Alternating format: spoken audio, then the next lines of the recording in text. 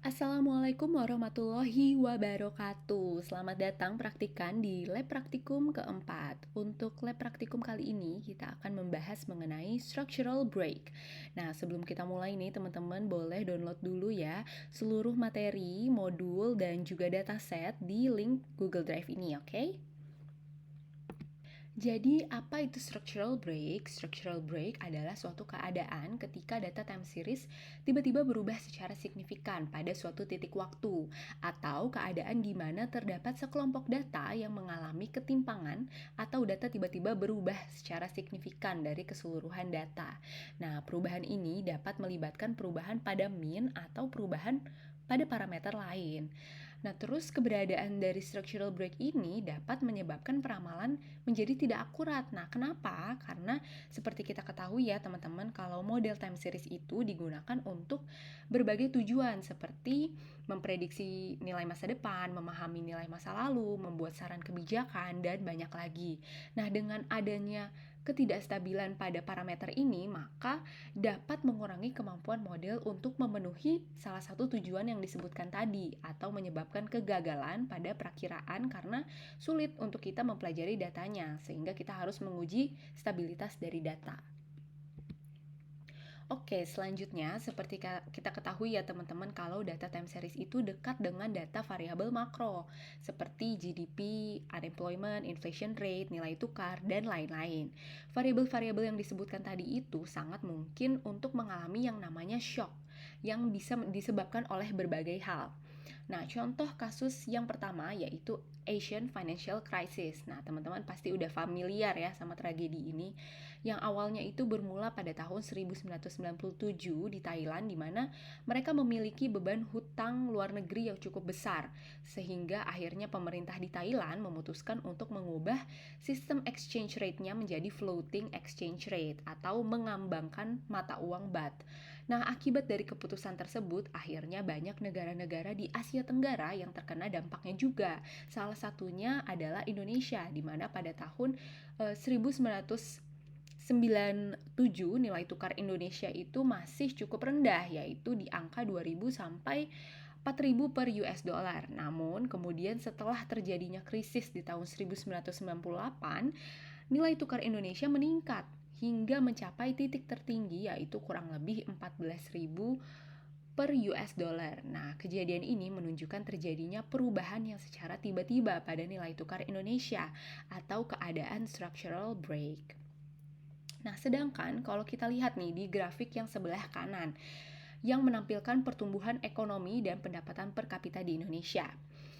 Sebelum tahun 1998, pertumbuhan ekonomi dan pendapatan per kapita Indonesia itu masih cukup stabil, yaitu di angka 6-8%. Sedangkan pada tahun 1998, pertumbuhan ekonomi Indonesia menurun secara tiba-tiba dan signifikan sampai minus 13,1%. Ini juga merupakan contoh dari terjadinya structural break. Kemudian yang ketiga ini adalah contoh terjadinya hyperinflation di Zimbabwe yang terjadi pasca merosotnya produksi pertanian di Zimbabwe ini. Nah, guncangan pada ekonomi tersebut memberi dampak seperti berkurangnya penerimaan pajak sehingga mengurangi pembiayaan publik juga. Akhirnya pemerintah mengatasinya dengan mencetak uang. Tapi hal ini membuat inflasi meningkat sampai puncaknya terjadi pada tahun 2008 sampai 2009 sehingga pada saat tersebut, pemerintah Zimbabwe tidak lagi mengukur inflasi yang terjadi di Zimbabwe hingga akhirnya pada bulan November nih, tahun 2008, inflasi Zimbabwe ini mencapai 79,6 miliar persen, di mana bisa kita lihat ya bahwa terjadi ketimpangan yang sangat drastis dari yang awalnya itu pada tahun, kalau di data ini ya, di tahun 2007 itu 50,54%. Ya, ini cukup tinggi ya, berubah secara drastis ya. Kemudian untuk kasus yang keempat yaitu shock yang disebabkan oleh pandemi COVID-19. Nah, pada saat pandemi seperti ini tentu banyak sekali ya bisnis yang akhirnya bangkrut ataupun pendapatannya berkurang karena menurunnya permintaan akan barang dan jasa oleh rumah tangga. Nah, hal ini ditunjukkan dengan penurunan pada Consumer Confidence Index di Amerika Serikat. Lalu dari sisi perusahaan nih, salah satu cara untuk menjaga agar bisnis mereka bisa tetap jalan selama pandemi adalah dengan meminimumkan cost yang dikeluarkan oleh perusahaan. Salah satu caranya adalah dengan melay off pekerja mereka. Nah, hal ini menyebabkan terjadinya peningkatan unemployment atau pengangguran di Amerika Serikat. Nah, kejadian ini juga bisa menunjukkan terjadinya structural break.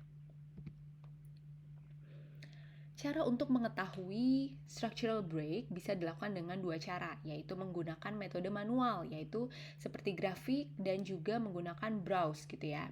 Cara ini masih memungkinkan untuk digunakan kalau data yang kita miliki itu tidak terlalu banyak. Misalnya masih sekitar 50 sampai 100 data. Dari grafiknya itu masih bisa kelihatan jelas gitu ya. Kalau datanya sudah sampai ribuan itu ya, maka akan sulit untuk menggunakan metode ini. Oleh karena itu, nanti kita akan menggunakan tes yang bisa memberikan hasil statistisnya sehingga akan lebih efektif nih dalam pengerjaannya, baik menggunakan data yang jumlahnya relatif pendek sampai yang datanya panjang gitu ya. Nama dari tes ini adalah WALT test. Nah, untuk menentukan atau melakukan dari WALT test ini dapat digunakan dengan komen stat SB single. Untuk uji hipotesisnya H0 tidak terdapat structural break dan HA terdapat structural break. Nah, untuk kriterianya, ketika p-value kurang dari alfa, maka H0 ditolak, dan apabila p-value lebih dari alfa, maka H0 tidak dapat ditolak. Nah, untuk hasil dari statanya, tampilannya akan seperti ini ya. Nah, yang perlu kalian lihat adalah estimated break date-nya ini dan juga p-value-nya. Lalu apa sih yang bisa kita lakukan ketika diketahui ada structural break pada data yang kita gunakan? Nah, jika kalian sudah tahu nih periode breaknya, maka kalian bisa langsung aja bikin variabel dummy-nya. Nah, untuk lab kali ini kita akan belajar menggunakan metode ini juga. Oke, terus kalau kalian belum tahu nih periode breaknya di mana, nah kalian bisa cari tahu dulu nih periodenya di mana dan jadi kita bisa melakukan uji break pada range waktu tertentu dengan quant likelihood ratio by Perron test dan Clemente-Montanes race. Nah, tapi kita nggak akan mempelajari 3 cara yang disebutkan tadi. Di praktikum kita kali ini, kita hanya akan menguji dengan WALT test dan membuat variabel dummy. Mungkin kalian juga bertanya-tanya nih, sebenarnya apa sih konsekuensi adanya structural break? Nah, jadi sebelumnya kita kan udah bahas ya, kalau structural break ini dapat menyebabkan prediksi kita ini menjadi tidak akurat. Ada dua kemungkinan yang terjadi nih, kalau misalnya kita mengabaikan data yang memiliki structural break, yaitu yang pertama, apabila kita menggunakan data sebelum structural break, maka akan membuat prediksi menjadi overestimate, di mana nilai prediksi yang kita hasilkan itu akan lebih besar dari nilai aktual. Nah, kalau dari garis ini ya, kita bisa lihat bahwa garis yang berwarna biru nilai prediksinya lebih tinggi dari data aslinya gitu ya, atau data aktualnya. Yang ini ya, ini lebih tinggi daripada data aktualnya. Terus yang kedua, apabila kita menggunakan data sesudah structural break, maka akan membuat prediksi kita menjadi underestimate, di mana nilai prediksi yang kita hasilkan akan lebih rendah dari nilai aktualnya. Ya, yang warna biru ini adalah nilai prediksinya, dan yang warna merah adalah data aktualnya, begitu. Oke, tapi nih kalau misalnya kasusnya itu bentuk datanya berbeda, jadi awalnya dia itu datanya relatif lebih rendah, kemudian tiba-tiba ada shock sehingga nilai mereka meningkat nih secara tiba-tiba. Nah, maka ketika kita menggunakan data sebelum structural break, maka hasilnya akan underestimated gitu ya. Nilai prediksinya akan menjadi underestimated. Tapi ketika nih misalnya kita menggunakan data setelah structural break, ya, di mana data setelah structural break itu kan dia lebih tinggi ya. Sehingga kalau kita lakukan regresi dan kita melihat nih hasil prediksinya, maka hasil prediksinya akan overestimated gitu ya, karena mengikuti data setelah structural break. Seperti itu. Jadi nggak selalu ketika kita menggunakan data sebelum structural break maka hasilnya akan overestimated, tidak. Kita lihat lagi bentuk datanya seperti apa gitu ya. Dia apakah setelah structural break menjadi meningkat gitu ya nilainya atau menurun, itu akan berbeda nanti hasil dari nilai prediksinya. Begitu.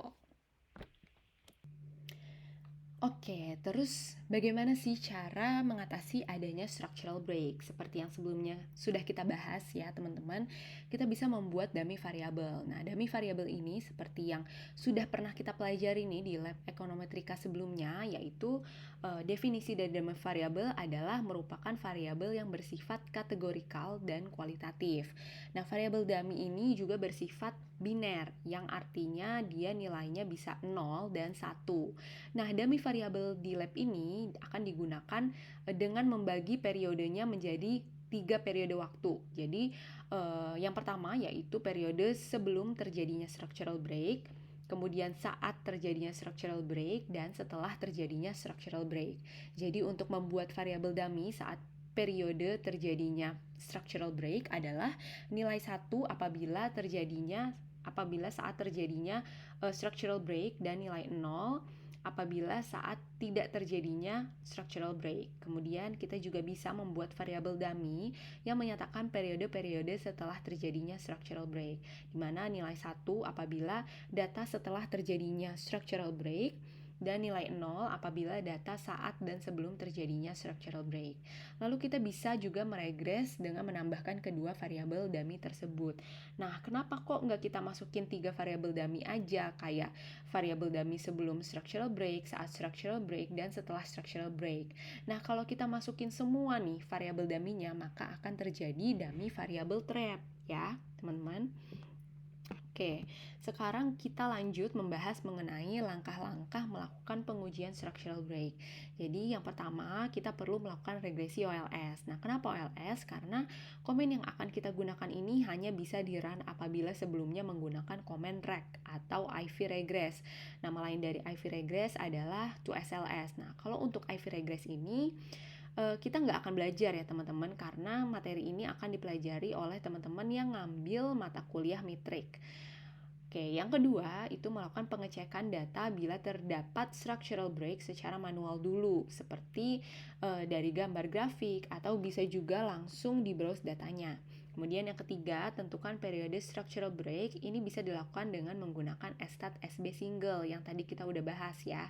Kemudian yang keempat yaitu regresi data sebelum dan sesudah structural break untuk melihat apakah grafiknya underestimate atau overestimate untuk garis dari prediksinya. Kemudian yang kelima kita membuat variabel dummy untuk keadaan di saat dan setelah structural break. Dan keenam yaitu melakukan regresi dengan menambah variabel dummy untuk meremediasi hasil regresi kita nanti. Jadi kita mau lihat nih apakah setelah penambahan dummy ini dapat membuat hasil prediksi kita menjadi lebih akurat gitu.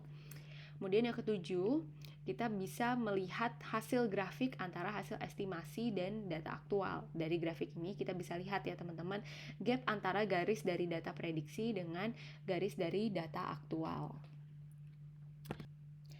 Oke, sekian untuk materi dari lab praktikum keempat ini. Apabila teman-teman ada pertanyaan, bisa langsung disampaikan kepada TA-nya masing-masing. Dan jangan lupa untuk mendownload seluruh modul yang ada di link Google Drive. Mungkin sekian ya teman-teman. Terima kasih sudah menonton video ini. Semoga sehat selalu dan semangat terus untuk mengikuti praktikum selanjutnya. Wassalamualaikum warahmatullahi wabarakatuh.